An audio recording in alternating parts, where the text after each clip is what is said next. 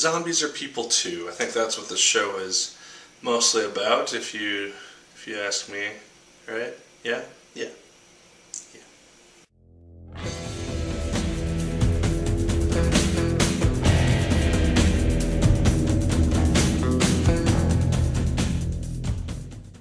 Hello once again, watchers of good TV. My name is Nick Pell, and this is once again coming from my apartment. This is the first TV show review I've done in quite some time. Apologies for that. I was very busy in May when all the season finales happened, so I just didn't get a chance to do film or TV show reviews. I did a few written ones at moviepilot.com, so go check those out, link in the description down below if you're interested. But today I'm going to be talking about the show IZombie. It just finished its first season last night on the CW, and let's talk about it. The show stars McIver in the lead role as Liv Moore. This is the most ironic name for a zombie character that I have heard, because Liv Moore, L-I-V-E, Moore, kind of funny. But McIver, she blows this role out of the water. Just week by week, she always has to take on a new personality, because the basic premise of the show is that she gets turned into a zombie, and then to survive she has to eat human brains. But the brains that she eats gives her the memories of the person whose brain it was. And so she does that to solve mysteries and figure out murders and stuff like that. With each brain she eats, she takes on a new personality, which gives McIver a new acting challenge each week. And every week she does this phenomenally, just take on. One week it'll be like this serial killer who was like an assassin, and then the next week it'll be this like peppy high school cheerleader or something, and it's just such a range of acting ability that this woman has, and it's all very, very well done. One of the other notable characters of this show is the villain, played by David Anders, and he is Blaine.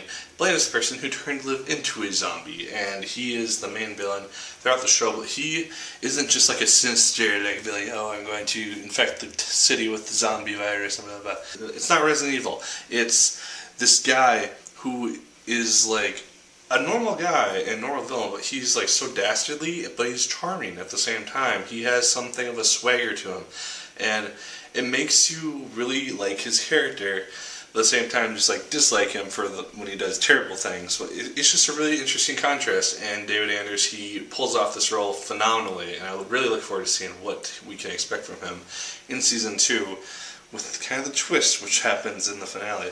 Robert Buckley is Major. He is someone who was Liv's fiance before she got turned into a zombie. He probably has the most dramatic character change throughout this season, because he starts out as this nice, lovable guy who is all confident about himself, and he's a good guy.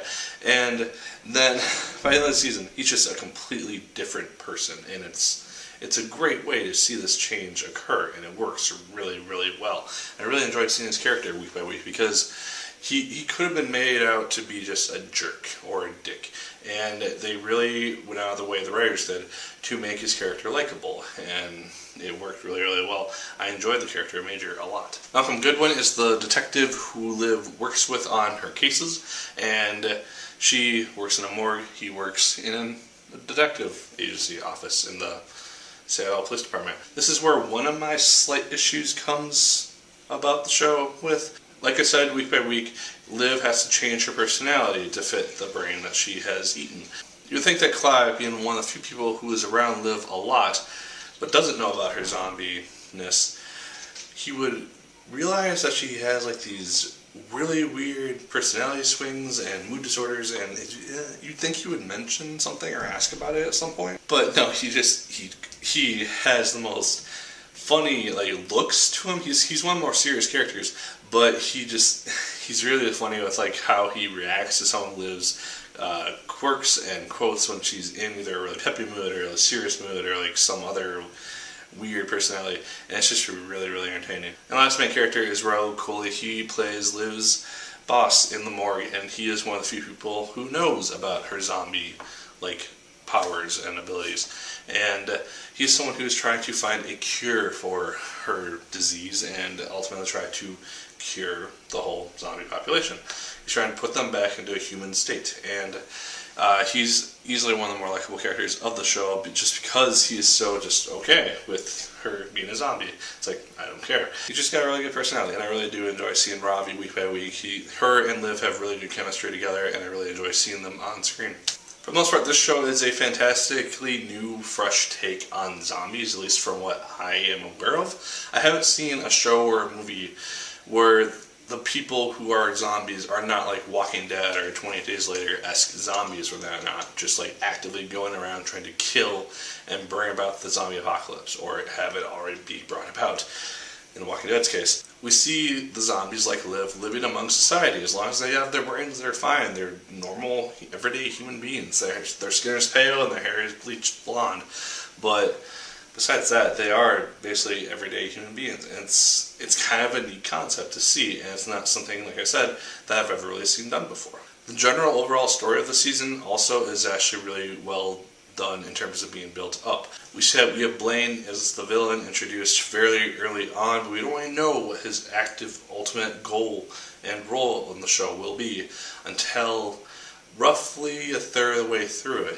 Most of the cases do interact with the overarching plot in some way or another, maybe small, maybe large, but they all do kind of fit in, and every week it kind of leads us closer and closer to this ultimate finale that ends up happening. With that story, though, we do get to see changes occur with Liv, too, because she is just still getting used to being the zombie, and so right away the audience kind of has the perception, oh hey, being a zombie isn't all that bad because you get to do this and this and this.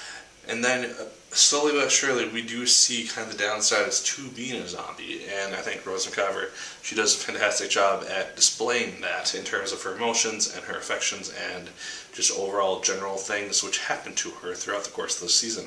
And it's just really effective, and it's a cool way to kind of show both sides of the same situation. And then lastly, the effects of this show are actually really good. All the zombies, especially when they go full zombie mode, look really neat. There's not an over-excessive use of blood or gore in the show, which is appreciated. And it's only really used when it has necessary and it has some sort of reason or purpose for being. So those are my general thoughts on iZombie. I am going to dive really quickly into the season finale right now, so if you have not seen the season finale of iZombie, probably stop watching here. Overall, I did enjoy the show a lot. I definitely look forward to season 2. This is a show which I didn't really expect to start watching until I just kind of saw ads for it after The Flash and stuff. So I'm just like, yeah, I'll just check this out. Looks kind of interesting. It's easily one of my favorite shows of this last TV season. So there's that. Diving into the finale now, I'm just going to make this really, really quick. 3 things, really quickly. Blaine turning into a human is actually kind of a neat twist, and that's the twist which I was kind of talking about when I was mentioning his character. Because we have him, throughout the course of this whole season, try to basically build up a zombie army so he can continue to have zombies to feed and have a supply going and basically make a lot of money. With him as now a human, supposedly, kind of turns the tables on because he has all these zombies who are expecting him to get food supply for them, and it just, if he is a zombie, it's a little bit trickier for that to happen. So it'll be interesting to see his role in the second season. And then leading up to Blaine becoming a zombie, we have Major first being held hostage, which was a really interesting situation, and then him getting out and ended up going on a shooting rampage of the whole meat store. And that was really neat because it was kind of like the ultimate finale of the whole Blaine and Major finally getting revenge for the children that he took. And it was a cool scene, cool situation, and it kind of led to Major ultimately becoming a zombie due to Liv. He is dying from a stab wound. Liv decides to scratch him and make him a zombie, and the after effects of that are really interesting, with Liv ultimately deciding to cure him. This was okay, but when Major and Liv were talking on the bed for that situation, just like right after he woke up, he's aware of what's happening, it almost seemed like they were setting up Major to be the season 2 villain. Honestly, just because he was very upset about Liv turning into a zombie, she didn't consider him, and he's like, where am I going to get the brains? I don't have the source that you do, which is a very good point, because Liv is in a very good situation compared to everyone else who is infected with this disease. So it would have been really interesting to see Major just end up becoming an even bigger villain than Blaine is, and that would have been a very interesting twist for this character who is so morally good, just going completely morally bad once he's a zombie. But he's cured, supposedly. So we'll see what happens with second season. And then the closing scene for the finale. Liv decided not to cure her brother, who was hurt in the explosion of the meat factory, and I thought he was going to just be dead because it's very tough to survive a face explosion that happens. But he's alive, apparently, in the hospital. He needs blood, and Liv, not wanting to turn him into a zombie, decides to refuse her own blood in an attempt to save him. So we'll see if he survives with or without her. It'll create interesting family dynamics between the whole group of them, because they weren't awkward dynamics as they were already. But those are my thoughts, really briefly, on the season 1 finale of iZombie. As I said before, I really did enjoy the show. I really look forward to season 2. I really like the characters, McIver and David Anders. They kind of just hold the show on their shoulders, and they bring out the best in themselves. And it's just a really good show. If you have not watched the show, check it out. Do yourself a favor. I think the whole shebang is still on Hulu, so check that out if you're interested. Like, favorite, comment, and subscribe once again if you so choose. I appreciate it immensely. And as always, my people, my name is Nick Pell. And once again, keep on watching.